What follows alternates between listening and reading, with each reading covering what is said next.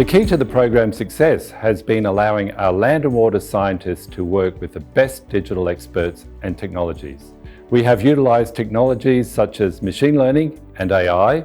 We have used data from satellites combined with on-ground data and novel analytics. Our projects have ranged from the scoping and early development of a next-generation platform using AI for better flood prediction, to using drones and satellites to measure land vegetation for carbon accounting.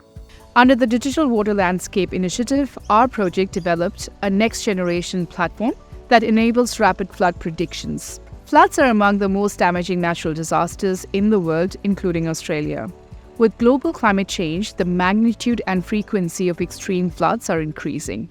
The consequences of flooding is huge. For example, in 2022, the floods in southeast Queensland costed about $8 billion. It is difficult to know where the water goes during these flood events, and while flood models exist, which accurately map floods, they take a long time to set up and run. With accurate and fast inundation modelings, this risk can be mitigated. What Digital Water and Landscape has enabled us to do is explore machine learning methods to predict flood and hydraulics. These approaches are fast for prediction. Where previous model runs took days, the new approaches takes hours. I led the project on mapping the three-dimensional structure of vegetation. The challenge is that most biomass maps are two-dimensional, but we know that forests are three-dimensional. So we used new technologies to map biomass and carbon in 3 dimensions. Biomass is the volume and weight of woody material in a landscape. The only way to truly measure biomass is to cut down a tree, manually harvest it, and weigh it. But we want to move to non-destructive methods for understanding how much carbon is stored in landscapes.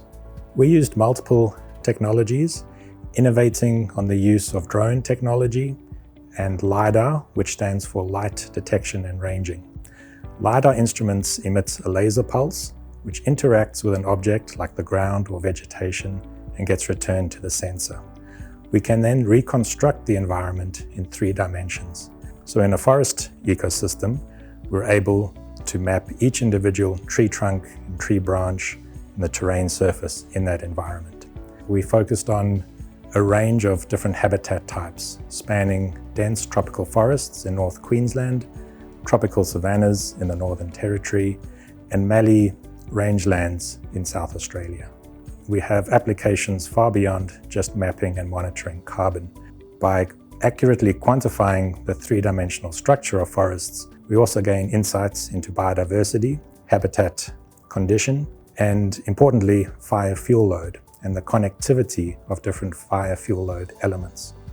Ultimately, these digital solutions we have started to work on will provide answers to national problems, and our researchers have developed capability and reusable IP for future collaborations. The work will enable a head start to a nationally consistent approach to water and landscape prediction.